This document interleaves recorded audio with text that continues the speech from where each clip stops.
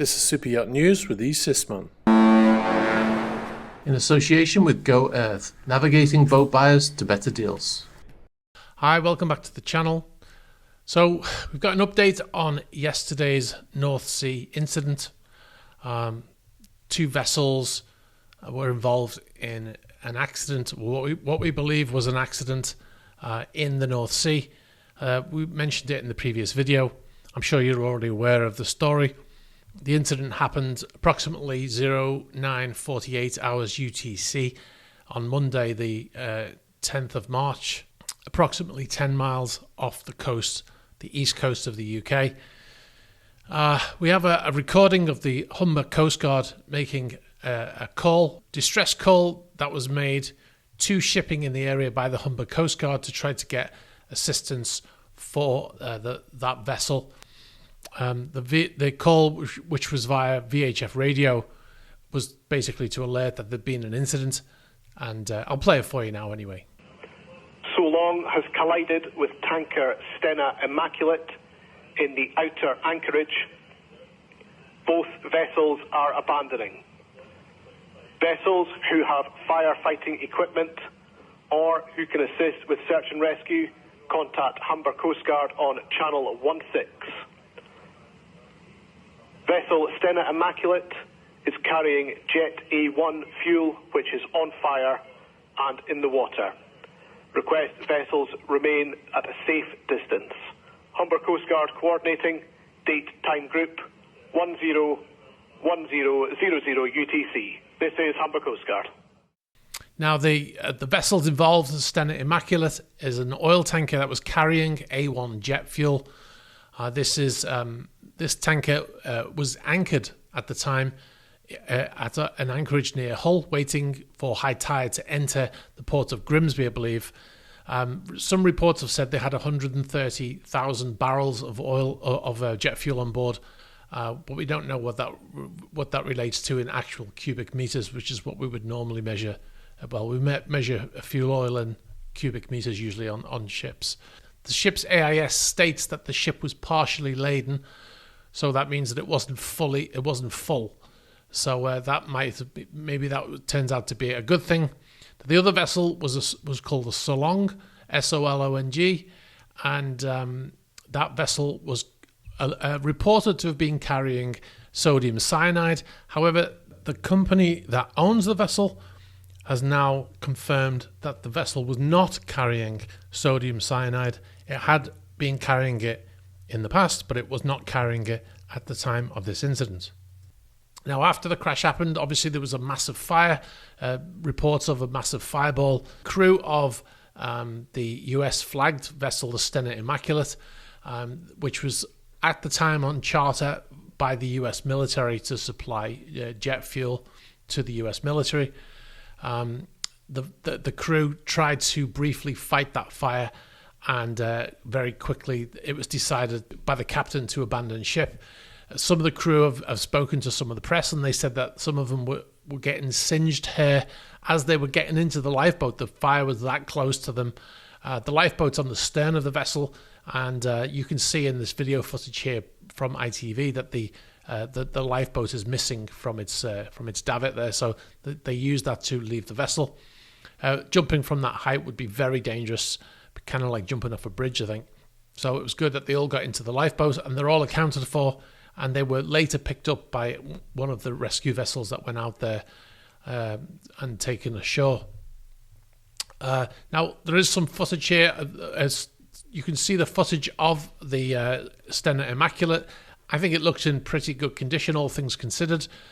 You can see the damage on the side of the vessel where the other vessel hit that tanker, and obviously we saw the earlier footage of this massive fire. You can see on the side there are some orange boats there. These are rescue boats. These are not designed to abandon shipping. So those boats, if you're wondering why they're still there, that's because they're there for if you have a man overboard, for instance, and you need to go and retrieve him from the water, or if you get a distress call from another vessel that's in trouble and you need to go out and help those or something like that. That's what they're for. There were reports of the crew of the other vessel, the Solong, jumping overboard into the water That's how fierce that fire was and the situation was.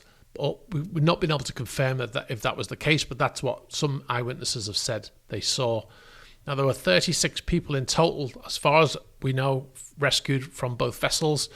23 crew were on the oil tanker, the US flagged oil tanker. The other 14 were on the container vessel. One person was taken to hospital, which is quite remarkable that only one person was taken to hospital. However, one person is still missing, and the search for that person has now been called off as of Tuesday morning around 10:30. I think it might have been earlier, but we became aware that the search was called off around 10:30 a.m. Like we said, the tanker was on short-term charter to the US Military Sea Lift Command. So it was indeed. We did say in the video yesterday that the vessel was used by the US military at times. It was one of 10 vessels used to transport fuel, but we didn't know at the time whether it was actually in that capacity when the incident happened, which it's now been confirmed that it was. Weather conditions in that morning in the area on land, there was dense fog reported, but we don't know if that fog was out at sea. I would say that considering what has happened, it's probably got something to do with it, but that's just a guess. I saw some questions, some comments in the previous video saying, why didn't the vessel at anchor get out of the way? Well, it's not the job of, it's not their job to get out of the way. And if they could have got out of the way, they probably would have. But when a vessel's at anchor, that means that the engines are not running. It means that all of the pumps for the thrusters and things like that are not running. The vessel's got an anchor in the water. It takes time to retrieve an anchor. It would be far too. And the other vessel was traveling at 16 knots, the one that crashed into them. So they would not have had time to get that vessel in a position to be able to be moved. So that's the reason why that the tanker did not move out of the way.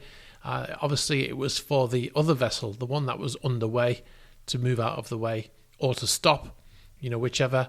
And that apparently didn't happen. As we've seen in the AIS footage, the vessel was travelling at 16 knots right up until the impact. It does not appear to be any sign of the vessel reducing speed. Now, that could be attributed to the AIS. The data is not infallible. It could be that they just didn't. There was nobody looking at the controls, and the vessel crashed. We don't know yet. It could be, as I said in the previous video, that they were aware that the vessel was there, and when they tried to reduce speed, they couldn't because there was an issue with the controls. That's a possibility. It should not be ruled out. I said yesterday that there's probably only two reasons why a vessel can crash. One of them is mechanical error, and one of them is pilot error, if you like. There is another reason, and that is weather conditions. That sometimes a vessel can be in good condition and being controlled by the crew, and the weather prevents them from moving the way they want to be moved, right? The wind will blow them in a direction they don't want to go, etc., in severe weather conditions. I don't think that was the case yesterday. There was a statement released by the owners of the oil tanker, and I'll read it out. It says, approximately 10 a.m. UTC, 5 a.m. Eastern Time in the US on the 10th of March, while anchored off the North Sea coast near Hull, United Kingdom, the Crowley-managed tanker Stena Immaculate was struck by the container ship Solong. The Stena Immaculate sustained a ruptured cargo tank containing jet A1 fuel due to the allision. A fire occurred as a result of the allision. If you don't know what an allision is, by the way, it means when one moving thing hits something else, which is often referred to as a collision, but that's when two moving vessels hit each other. The fuel was reported released. The Stena Immaculate crew abandoned the vessel following multiple explosions on board. All Crowley mariners are safe and fully accounted for. Crowley immediately initiated its emergency vessel response plan and is actively working with public agencies to contain the fire and secure the vessel. Our first priority is the safety of the people and environment. We will provide more updates as information becomes available. Now, as you can see from this aerial footage of the vessel, which was shot this morning, the fire appears to be out. But we don't know for certain what's going on inside the vessel. I would say that it's definitely looking much better than it did yesterday. Also, interestingly, you can see that the radars are still spinning, and we know that the AIS is still broadcasting, so there's still generators running on board that vessel. So they've been running since yesterday. They would have been running when a vessel's at anchor just because the engines are not running, right? But the generators will be running to provide power to the vessel. So we knew that yesterday when it looked like the entire vessel was alight, ablaze. I was surprised that it was still broadcasting, but now that we've seen it today, you can see that the fire seems to have been obviously a massive fire, but coming from one part of the vessel where it was ruptured, and the engine room or the generator rooms are still intact, and the vessel is still broadcasting AIS, and still both radar antennas are still spinning. So I'm sure they'll be able to recover this vessel. Now, one thing that was said by the UK government earlier this morning was that foul play cannot be ruled out. Now, of course, you can't rule anything out at this point. It's very, very, very early in the investigation, which the MAIB has arrived on the site, and that's the Marine Accident Investigation Branch. That's the British equivalent to the NTSC, I guess, but it's just for maritime. They're now starting an investigation. Let's just be clear on something. Foul play cannot be ruled out does not mean we think it was foul play. What it means is you can't rule it out, right? It's like saying you go to the supermarket and you park your car outside, and then you go out and you can't find your car. Now, you can't rule out at that point that your car has been stolen because you can't find it, right? And it always creeps into your mind, right? Oh, maybe it's been stolen, and then you find it. So my point being is that at those points, you can't rule out that it's been stolen, but it's probably not been stolen, right? One thing to take into account that the vessels, before they do a trip, they don't just you don't just leave and make their way the best way they think they should go. They have to file a passage plan, and they have to create that. That's created hours before they leave, and that's plotted into the chart plotter. Or the sat nav, if you like, and on the ECDIS unit on the bridge, that's how they set up the trip, and that's what they were following, most likely. When they were going in a straight line, as you can see from the AIS data, the vessel left Scotland and then just headed south towards. It was headed to Rotterdam, and the vessel was just went in a straight line straight into that other vessel. But the point being is that they would have filed a passage plan or created a passage plan and loaded it into the chart plotter, and that would have been done hours before. Now the Stena Immaculate arrived at her anchorage on the 9th of March at approximately 18:20 UTC, which is 20 past 6 p.m. And then they dropped anchor there around about that time. As you can see from AIS footage here, or AIS data, should I say. Now, the Solong left Scottish port on the 9th of March at 19:23 hours UTC. So just over an hour later, that vessel left its port. A lot of people saying that this was planned, and conspiracy theories are all over because the vessel was connected to the US military. But this vessel would have planned that route many hours earlier. And they would not have known that vessel was going to be at that anchorage necessarily, right? So that is that's something to be aware of. The ship has been set onto its course, and for whatever reason, the person on the bridge possibly has been distracted by something, or not, has been absent, gone to the bathroom or something like that. I don't know, or they were there, they saw the threat, they tried to respond, and the vessel didn't respond because of their instruments, not because of visibility out of the window, especially if it was foggy. Listen, some of the comments yesterday, you've got to remember this was a breaking story. We posted a video just a couple of hours after that incident. So if you're going to go into the comments, correct us on the difference between a collision and an allision. It was very early on in the story, and you've got to remember that, things are constantly updating. I hope that the people whose only comment after hearing that two ships had crashed into each other was that it wasn't a collision, it was an allision. I hope those people don't work at sea, because the last thing you want to hear when you're in a major incident and you say, hey, quick, take control, take it into manual control and move the vessel out of the way. We're going to collide with that other ship. And the person says, we're not going to collide. We're going to allied because the other ship isn't moving. So, yeah. So, have some perspective, guys. If you're going to correct us, just remember that things are very dynamic in these stories and they change all the time. So anyway, that's all we've got on that story for now. We're going to move on to another story. We've got an update on motor yacht Amadea. There has been a decision by the judge in that case. There was a motion to dismiss by the person who claims to own the vessel, Edward Kutainetov's lawyers.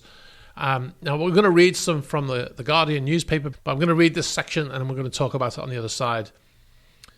So, a US judge Monday ruled that a former chief of the Russian state oil and gas company Rosneft does not have a plausible claim to own a $300 million superyacht that US authorities seized in 2022 in a win for the US Justice Department. US District Judge Dale Ho's decision boosts federal prosecutors' bid for a forfeiture of the 348-foot or 106-metre Amadea, which could be sold at auction. Congress last year passed a law authorizing the transfer of seized Russian assets to Ukraine to bolster its military defenses. Edward Kutainetov, who led Rosneft from 2010 to 2013, sought to block a forfeiture by claiming ownership of the yacht in late 2023. But prosecutors in Manhattan called Kutainetov's a straw owner for the Russian billionaire Suleiman Karimov, who's under US sanctions. Karimov, was sanctioned by the US Treasury Department in 2014 and 2018 over Russian activities in Syria and Ukraine. Prosecutors said that Karimov violated those sanctions by making more than $1 million in maintenance payments on the yacht. Kutainetov is not subject to US sanctions, although he's sanctioned in the UK. His lawyer, Adam Ford, has said prosecutors had no witnesses to establish that Karimov owned the Amadea. There's simply nothing to connect Suleiman Karimov to the vessel, Ford said at a 21st of January court hearing. So I guess that's other than the 225 million euros paid to a company controlled by Kutainetov by Karimov's niece. The story goes on. Prosecutor Rachel Dowd said that at the hearing that Karimov's niece had paid a company controlled by Kutainetov 225 million euros, or $243 million, in 2021. Thereafter, Karimov's family had sole use of Amadea, using it for Mediterranean and Caribbean trips, and had been planning major renovations. Now we get a statement from the lawyer representing Kutainetov, Adam Ford. He says, we respectfully disagree with the court's decision to grant the government's motion to strike our client's claim on standing. The ruling is both legally and factually flawed, and we are confident that it will not withstand appellate review. It's a long statement. I'll leave it on screen if you want to read the rest of it, but we're not going to read the whole thing.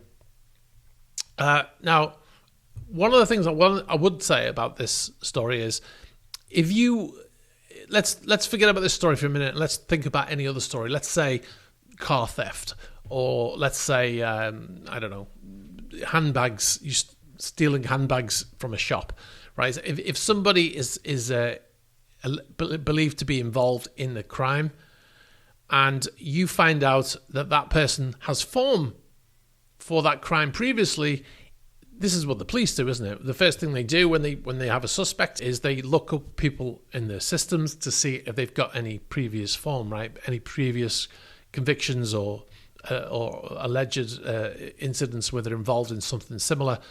And that will, if they find that to be the case, then that puts them much higher on the list of people who they suspect of doing something wrong. Well, in this case, Mr. Karimov previously owned a yacht called Motor Yacht Ice, which he denied owning at the time. A man called Alexander Studholter said he owned it. I've seen emails from him to the vessel saying that he's the owner.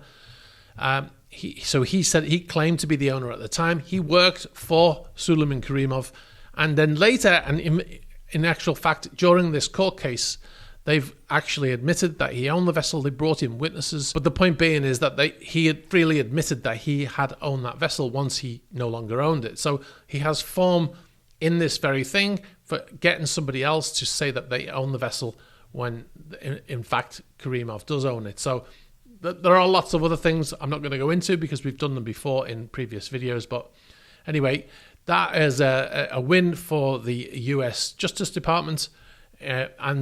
This just means that the motion to dismiss this case, the forfeiture case, has been denied. It does not mean that the US now can sell that yacht. That will come in. I think means it will probably go to trial now. Anyway, guys, I'll leave it there. It's been quite a long one, so let me know if you've got any information about either story and place it in the comments, or you can contact us directly through the email address in the ticker. Thanks very much for watching. Be sure to like and all that jazz, and I'll catch up with you soon. Bye-bye.